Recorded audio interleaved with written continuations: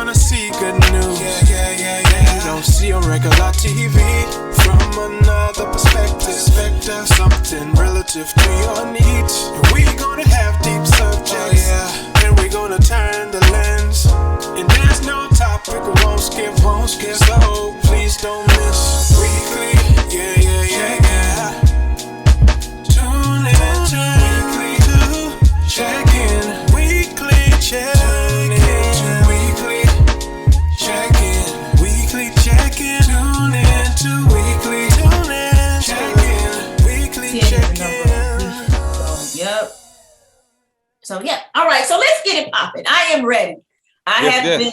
You know it. Okay. I have been thinking about y'all and waiting for us to reconnect.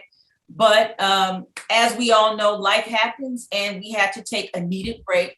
But we are back. So I would like to welcome you all wherever you are situated in this space and in this universe. Welcome back to Weekly Check-In. I am so happy to have my favorite guest contributors who are down like 4 flat tires. Dr. Sherice Janae Nelson. How you doing, sis? Good, I'm doing well. All right, and Mr. Dane Crawford, how are you? I'm doing pretty good. Okay, so much has happened in the world, but let us dive into something that we all have been talking about and have been looking at over these last several months, and that is the Biden administration and Biden's performance.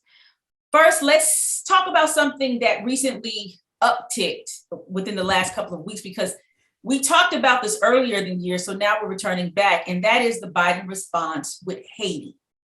So can somebody break this down and let's chop it up and talk about your feelings about, well, let's just say this. So the recent video and photos that show border agents or border patrol agents chasing Haitians who are attempting to cross the Rio Grande River into Texas, and they're chasing them on horseback.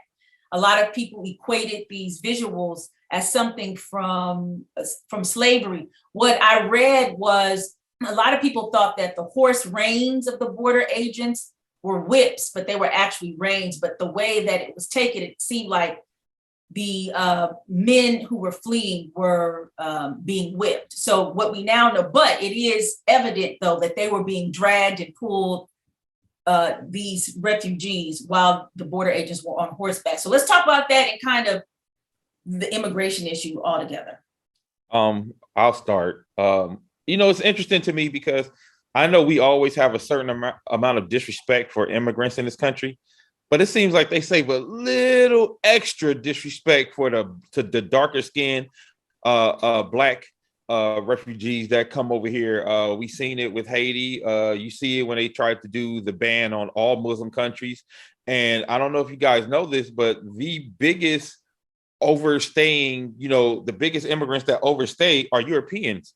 It's the European immigrants, but you never hear about them in the conversations of immigration being an issue, right? And those immigrants come from the Canadian border, and the Canadian border doesn't even get treated the same way the southern border does, right? Like you don't hear them talking about building a wall on the Canadian border. You don't hear them you don't see them dragging people and running around, showing us things like what we saw down here at the border. And it's not just the visuals that we saw, it's also the extra inhumaneness that they have been showing to the refugees, where it's like they don't even want to give them water, don't want to give them supplies, don't want to give them shelter, even if they're going to send them back. Because usually, even if you're going to send them back, they will feed you, clothe you, and give you supplies until they send you back.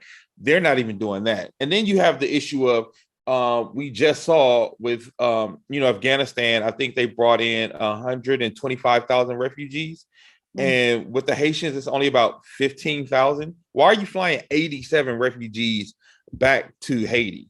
You know what I mean? So it just shows you the amount of disdain they have for Black bodies here. And, you continue to hear the president and vice president say, this is not who we are. It is. Until we acknowledge that this is who we are, we're not going to fix it. Because you keep pretending that this is not who we are when it comes to immigration, when it comes to Black folks. This is who we are. This is what we are. We need to acknowledge it so we can to try to fix it instead of pretending that this is some outlier. So I think I've talked about this on the show a lot, the idea of pigmentocracy, right? And the idea that there's global pigmentocracy, which basically says is this: the closer your skin is to being white, the more valuable you're seen in a social context throughout the world, not just here in the United States. And it's playing itself out on the United States southern border when it comes to Haitian refugees. I would say that the Haitian context is far more complex than I think people understand. And one of the reasons that Haiti is in this predicament is the fact that Haiti has been paying back the French government for kicking them out, and they just stopped paying them in like 2015, really and truly, because the Obama administration was like, look, enough is enough. This is ridiculous. You guys have to come to some level of agreement. Now I'm here. Now, many people have said in critique of Obama, which I'm full, which I understand and full-throatedly support a critique of, well, you could have done other things to France to ensure said agreement was a lot more equitable. However, there has been no other United States president who's come out and said, what France you're doing to Haiti is wrong and you need to fix it and it needs to stop. So I want to like baseline say that Haiti's issues are deeply entrenched into the idea that Black folks kicked white French folks out of a piece of land and they have made them financially pay for years because of it. And that the refugees that we see showing up on the Mexican border, oftentimes people keep saying, well, how did they get there? Because because Haitians have gone to the side of the Dominican Republic, have left the island from that side of the island, Hispaniola, have found ways then through boats to then get to Mexico and then travel to that border to try to get to asylum. So I want to be very clear here that this is a longer issue that is deeply rooted in France's destabilization of Haiti through finances. So now they get to this border. We're in a global system of pigmentocracy that says that darker skinned people throughout the world are seen to be less valuable. And the United States has a history of practicing that and playing that out, as Dame has rightfully acknowledged through the European immigration issue. Well, here, Dame, this is the issue. We know that by 2050, white people are supposed to be the minority in the country. So if I allow Europeans to overstay their visas, that then helps me from a population standpoint as far as the country staying whiter. Where I know that Hispanics in the country are growing at a large rate, that Black people are growing consistently, and that that people that identify themselves by two races or more are growing in the country. So if I allow Europeans to overstay these visas, that is another complex way, along as banning abortions, that then allow our numbers as white folks in the country to at least stay stable. So that then deals with the level of vitriol that we see at this border, where we see border agents using whips for horses on human beings. I don't care if the whips were not designed for human beings. You use them on human beings. And once you use them on human beings, they then engender visions and things that we have seen throughout history here in this country. And that is why it's difficult for Black Americans to hear Vice President Kamala Harris, to hear President Joe Biden say, this is not who we are. That's why it's difficult to hear that, because history has shown us that the United States is this way.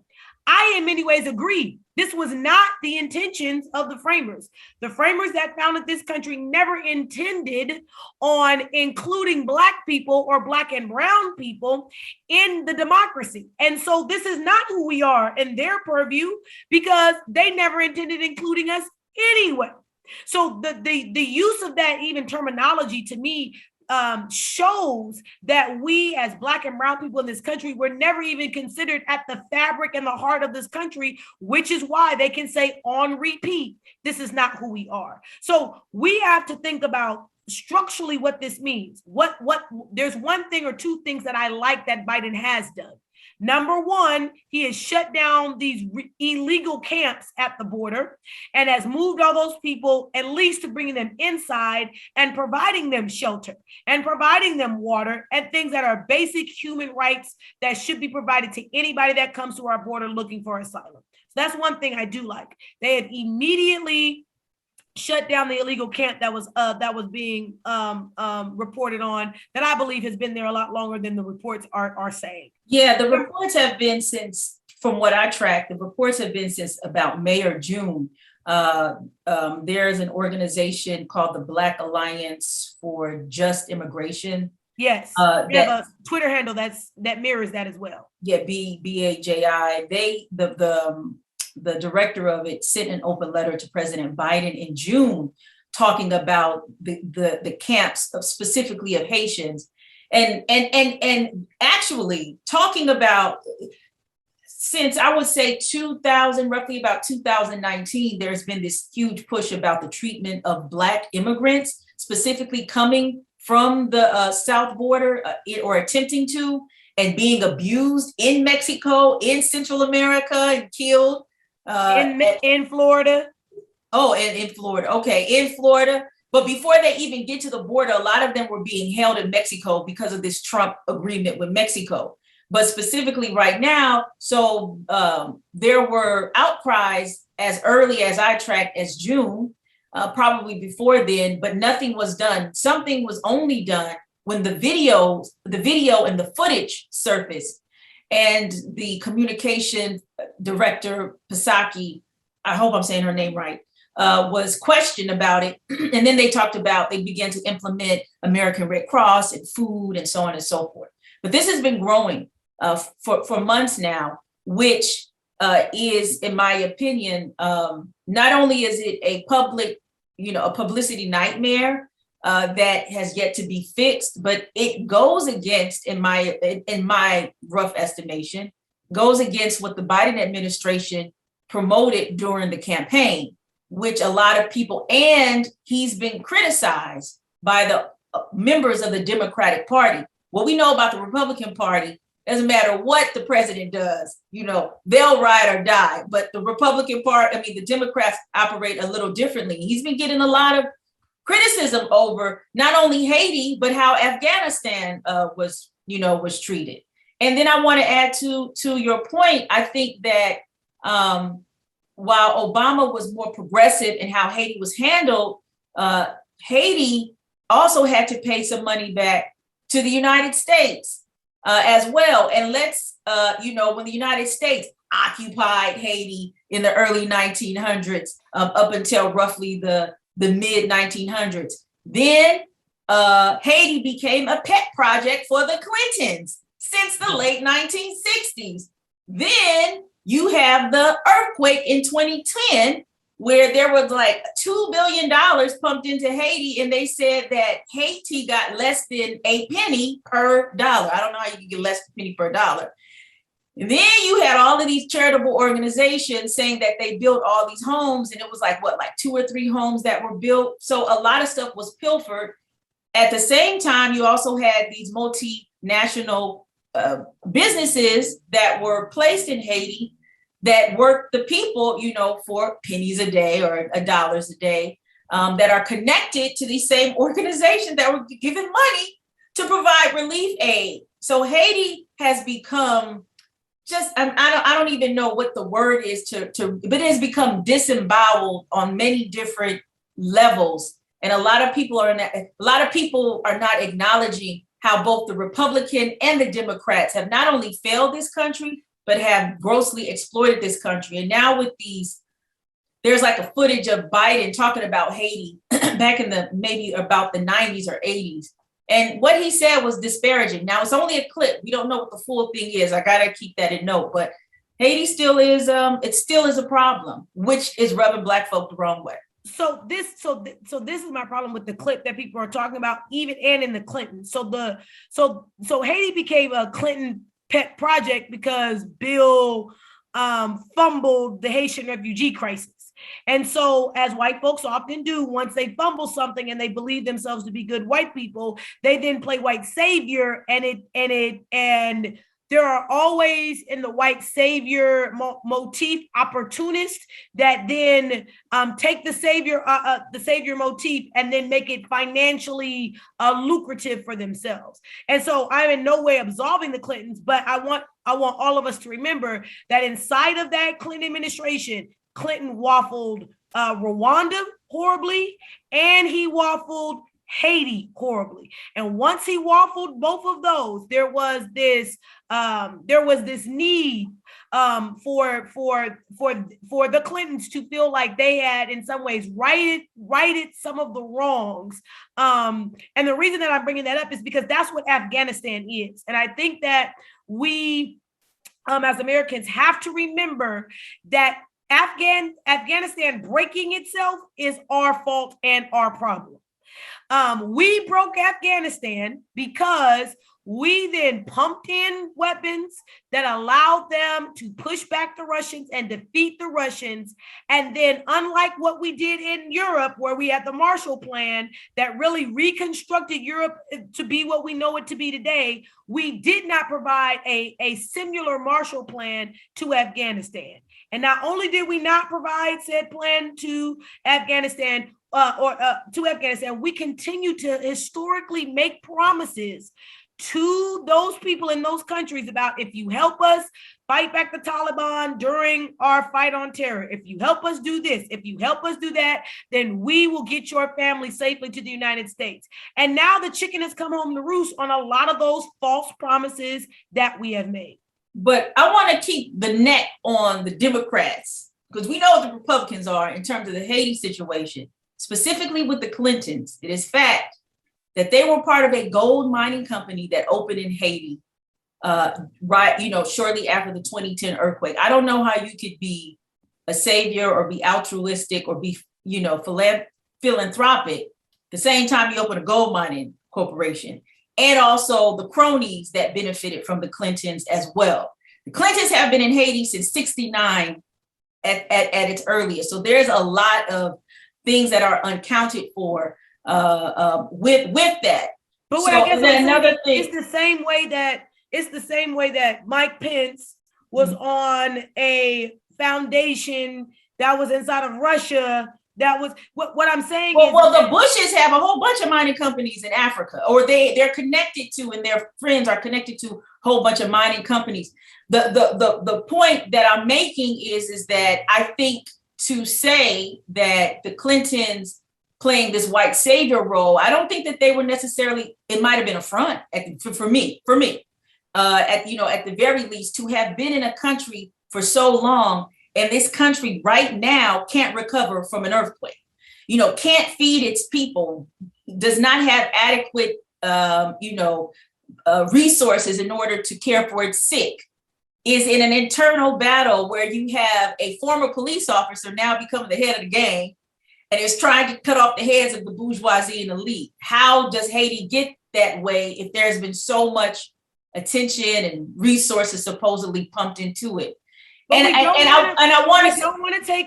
want to then take all of the onus off the Haitian people, because the Haitian elite have allowed for a lot of this malfeasance. I agree. Right? And so what I'm saying to you is that not necessarily painting the Clintons as altruistic. What I'm saying to you is oftentimes with white folks all the time, capital is always a driver, right? It's never not a driver. And oftentimes what happens is, even when they come in, and I've seen this in meetings and everything else, even when they come in, when a group of them come in with an altruistic motive, there are always those that are capitalistic minded inside the group that are willing to do unscrupulous things to then maximize. Now, I'm not saying that the Clintons didn't maximize, or what I'm saying to you is that oftentimes the road to hell is paved with good intentions, is what I'm saying. And that when we think about these good intentions and this road, we must not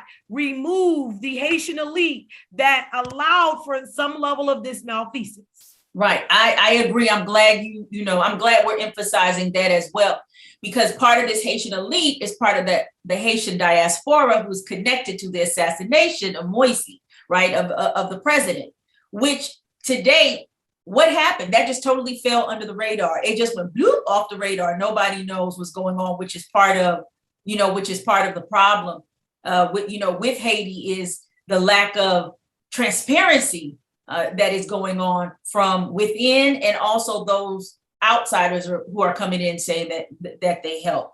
But I also want to underscore, I also want to highlight, go back to what you said in terms of, how Haiti is still being punished, for the pretty much the only nation of enslaved Africans and natives who rose up and defeated their enslavers.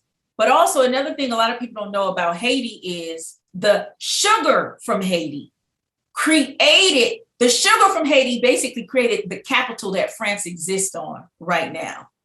As well, Haiti became a haven for Black people and liberation struggles throughout South America. And for a long time, only allowed Black people on the island. And so Haiti had such a strong movement and fervor of independence that it spread through all of the slave colonies. And a lot of people, even in the United States, were inspired by the Haitian Revolution, so much so that they, revolted and rebelled themselves, and even towns were named after Haiti. I feel like that's another thing too. I think they're continued because of that inspiration and because of that story. I think they continue to suffer because of that from United States and from France. I think they always want to be taught a lesson no matter what.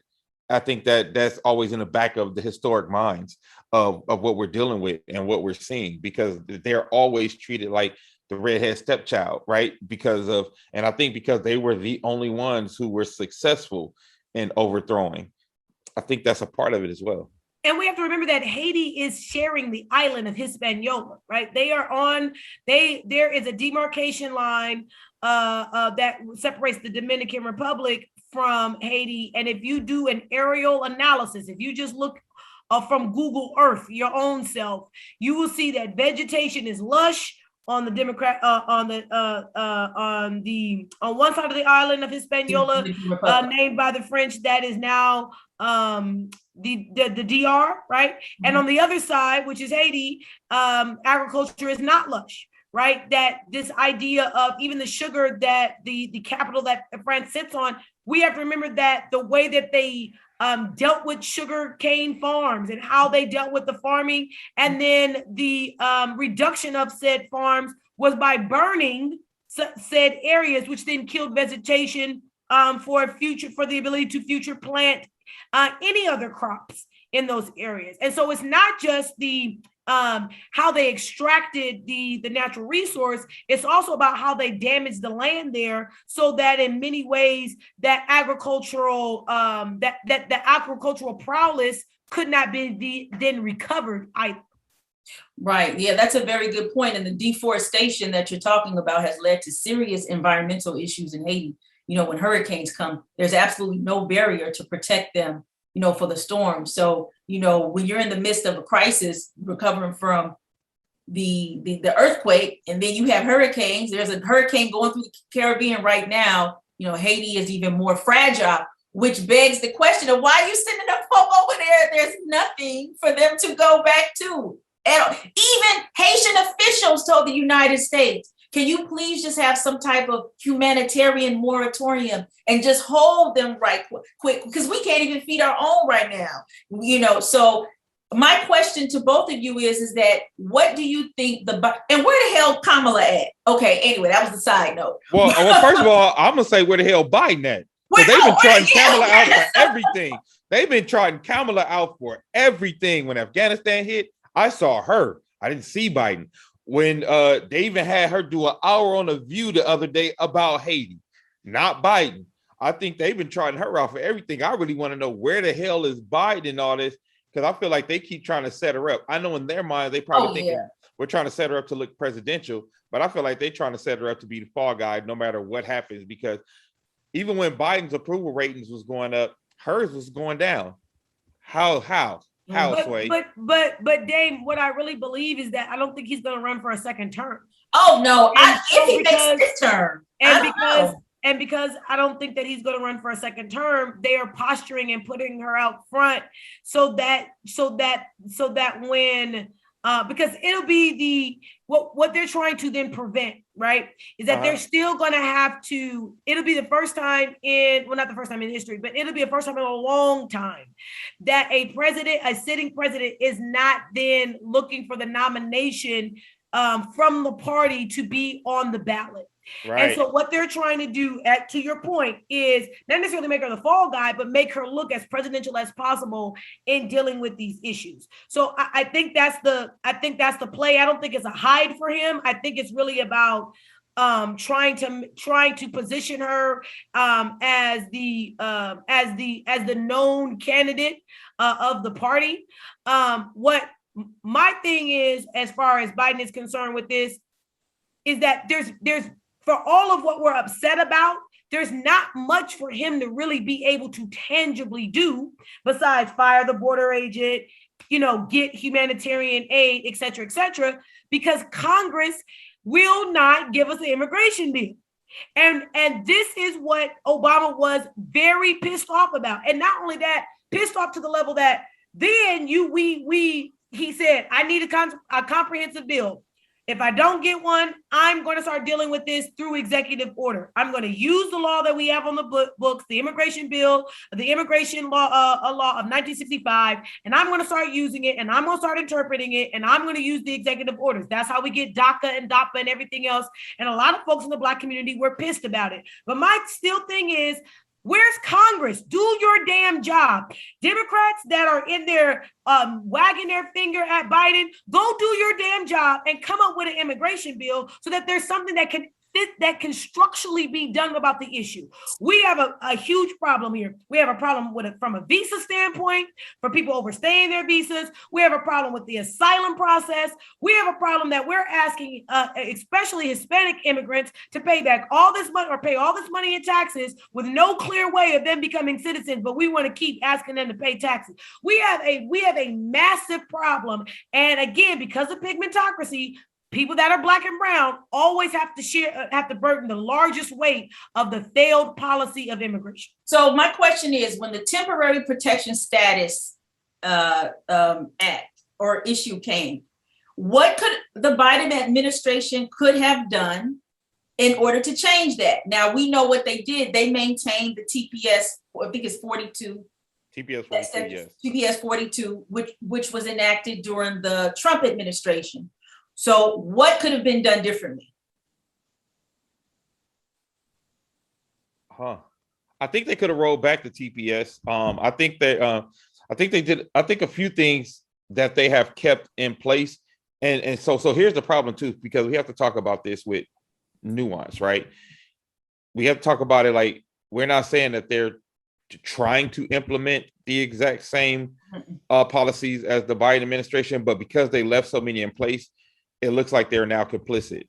And it looks like they are being hypocritical of all of the things that they were criticizing and critiquing during the campaign trail. So on one hand, you're criticizing, critiquing, and then on the other hand, when you get in, I don't know if y'all didn't get around to it yet. I don't know if this wasn't at the top of your list, but you have a lot of these things still in place that these people will have to execute. So now you look complicit in this, and you can't say this is under Trump's watch, because this is now under your watch. Correct. Which is what we talked about earlier. I'm sorry, go ahead. Right, but rolling back the teeth. So are we clear about the tenets of the TCB of the 42?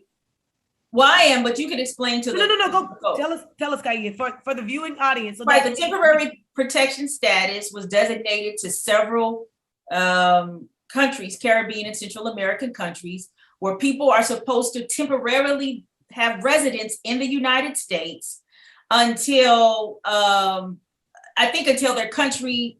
It was a time frame. There's a time frame. There was a time frame. What happened is that the time frame was up during the Trump administration, and Trump said that we need to deport them and send them back because of COVID. Because of COVID, we cannot allow, because of the health issues, these people to continue to stay, right, in the country, right? So now, when, as you mentioned, when Trump goes out, they begin to deport Haitians, right? There's I think it's people from Guatemala or Honduras. There's several countries under TPS protections. But specifically with Haiti, though, I wanted to add, though, is that after the footage came out, the Biden administration did say that they were postponing the deportations of those under TPS. This has something is separate from those who are at the border. So this is what the reason that I wanted you to explain that and voice that is, this is what people don't understand, that the complex nature of federalism. Because I, as the president, can say you can stay, but now I have to make an agreement with the state about where you can stay. And that is the piece that people are missing as to why it took time. Because now I got to go down to Texas, where we already know that's a red state whose Democratic members took a bus out of the state to the Capitol to stop them from passing laws. We know that the federal government is suing the state of Texas for their abortion bill, right? We know, so that now means I gotta find a state on the border where I can then get into an agreement with the state about what either grant funds I'm going to provide for them to have this asylum, what are considered to be sanctuary cities. So if I can't get the governor of that state to agree, then what democratic cities do I have at the border or in proximity that I can then make an agreement with, that then I can allow them to house these people? How do I then provide funds? What are the legal avenues? And then ways where where the state can't then come back and sue me because I've now violated their state sovereignty. So it becomes a larger complex issue oftentimes than people, I think, understand. And to Dane's point, because people don't understand it, it just looks like a capitulation. It just looks like you criticize something and now you're doing something else. When in actuality, there's lots of other steps that have to legally take place. And oftentimes, because administrations don't do a good job of explaining those steps, and it looks like they're hiding something when they don't explain to the public, listen, this is what we want to do. This is the obstruction that we have in doing it. And this is what the issues are. Oftentimes, administrations don't like to play that card, because once they play that card, then they've drawn a line in the sand with whatever state government they've done this to. That means when whatever other thing that they need from them is now off the table. So there's always this political gamesmanship that is happening because we're in a federalist structure that, although the federal government is responsible for immigration, there is still these inner workings that they have to have with the states to then actualize even what they say at the federal level. But that, in my opinion, what you're saying, if that is so, it makes the Afghanistan thing even glaringly obvious. Like, you can move mountains. That people you flying way up. No, but I'm saying because Afghanistan. No. Because Afghanistan was negotiated previously. I've already negotiated previously where these refugees are going to go. Afghanistan, when they were moving, I'm talking about when the withdrawal failed and they had to move people out. So when was this negotiated? Because Kaya, we've been over there 20 years. I've already had agreements. Okay. I previously had agreements with cities, with places. There are places in the United States. I'll give you a perfect example. Why does Michigan have one of the highest populations of Muslims in the country? Because during the Clinton administration, there was a deal that was struck that then allowed them to settle there, to get money to go there, to get a check, all these other kind of things. So what I'm saying to you is, Kaya, if you've got grant and aid money in previous years and previous administrations on this promise, now you have to make good on a promise that I've already given you money over, or that money is already tied up in the budget to go towards. In this situation, that's not necessarily the case. You have to restrike a new deal with states, because that is not, again, to your point, we've thought long and hard about justifying our imperialist interest in the Middle East. We've thought about it. We've thought about how our system works, what is going to then be required for us to make good on whatever said promise we've made over in the Middle East in a way that we haven't thought about that, or we haven't thought about the level of red tape at the southern border because it doesn't matter as much. But nonetheless, Afghanistan, the Afghanistan, as we know now, is something that's been going on roughly about 25, 30 years. And we've been involved since the very beginning. But I mean, we want to date back. Let's talk about the boat lift, the situation between the Cubans and the Haitians in the early 80s. So the disparities, people pointing out these disparities have been going on in particular to Haitians. And even though there are, so I mean, my thing is that moving more towards resolution, right? Moving more towards resolution, because we critique all day. Who are some Congress folk who can move in order to get Haitians in to the country? Or is that the answer? Or what do you think we need to be? What do you think is a resolution for this situation? The resolution is we need to create sanctuary cities on the border. That to me is the resolution. We have to find a way to create and what I mean by a sanctuary is we have to provide a safe haven. That's what I mean by sanctuary. We have to provide a safe haven on the border and find some border cities. And to me, that's the only answer. There is no deporting them. They're sending them back to where and to what? To me, the only answer at this point, the only level of resolution, the same way that in many ways with Afghanistan, the only resolution is to take the number of people that you've been promising to take for years, is the same way that you have to now figure out how do you deal with all of these people that are at the border that you cannot send back.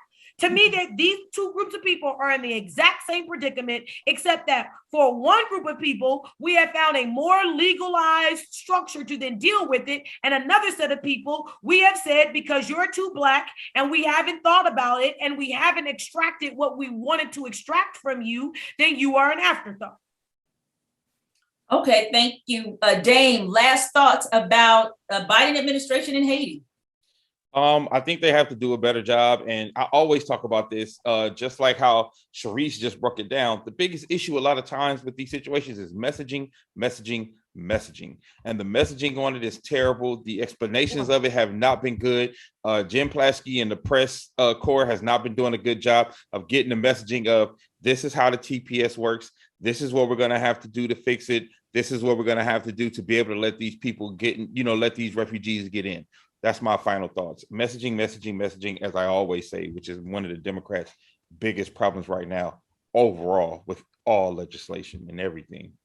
But Dave, to your point, the reason that the messaging is a problem is because they still got a group of racist white folk that we need to fucking win. So what happens is that and I tell my students this all the time, if you create a big tent, then you got to have messaging for everybody in the tent. And if messaging to one set of people in the tent is going to piss off another set of people in the tent, now you in a confusion about how the fuck do I say what I need to say, because I've created this tent so damn big that I can't really deal with any person's interest directly. Yep. What I think was going on in the Democratic Party and in the GOP, but I would say more so is that the Democratic Party is breaking up into these little cliques, and progressives, moderates, light moderates, far right. It's like so many subsets now. It's not because there's progressives who lean more moderate. You know what I'm saying? You have progressives who lean more what they call the radical left, which the radical left is. I feel like the Democrats have always been that way, right? Like historically, they've always been that way. The difference, like you said, Kai, is that the Republicans shut that shit down. Like, no, there is no, we can have our rebel rousers, right? But there is no fucking pocket. You do what the fuck we say, or you don't. Like, to me, that's always been the failty of the Democratic Party, unless it works, right? Unless it's working, like. That's their biggest problem. Their biggest problem is that as a party, they do not they do not toe a party line strong enough that forces people to acquiesce. And they do it in the name of little democracy, right? They do it in the name of being, equitable to hear the best arguments and all that. And to your exact point, it creates all this goddamn confusion and no one knows what and no one knows who and should we even still be a party and all of the other foolishness. There's always been this idea that the Democratic Party can never get their shit together, right? They never could be like the GOP, that they'll be a ride or a die, right? They'll vote in a block. So that has been the or they'll pass or they'll muscle in their legislation the way the GOP does. Like for me right now, though, the Democratic Party. But that's because they have a disdain for it, though. Like they fundamentally have a problem with doing that. Yeah. Yes. Exactly. But, I would say that it's even more fractured. It's like in LA, like one of the biggest gangs were Hoover Crips, and then Hoover Crips or, rolling 60s. And then they got into like, next thing you know, somebody wearing brown instead of blue. And so I think with like the Ilhan Omars and the Rashida Tlaibs and all them, they and the AOC and the AOC and the Cori Bushes, that's a whole new kind of, I think, elected Democrat that is in Congress that is, we'll see where that goes. Look, go back and look at the Congressional Black Caucus. Ron Dullums, Alcee Hastings, all of them are just like them, crazy and what I mean by crazy is crazy to the white folks standard. I think the difference now though is that those voices have outlets in a way that the previous. That's what I was about to say. Have. But yes, I was about to say that, and then also all of that collective is connected to different groups. It's not just connected to African Americans. You got the Muslim community, you got the Muslim Somali community, and but BLMs and communities that the Congressional Black Caucus as a foundation have created. And what exactly like now, these communities are housed in traditionally CBC territories, right? Exactly, right. So again, the problem of I'm a Democrat. I created Big Tent. I say, let everybody get in, and then you come into this tent and find a way to corner your interest and make your voice louder. And now that you have social media, you've made it almost impossible for a cohesive message to go forth. Whereas with the Republicans, they're like, okay, tweet something else. You want some more campaign money? Tweet some other shit. Let's see what happens to your ass. The Democrats don't function that way. And when Nancy Pelosi gets to functioning that way, then she gets pushed back for functioning that way. So it's just like you said, they can never get their shit together. It's always this loop. Mm-hmm. Yeah, there's a lot of work that needs to be done. All right, we're going to take a break with weekly check-in and we'll come back with our next topic. If you want to see good news, you don't see on regular TV. From another perspective, something relative to your needs. And we gonna have deep subjects,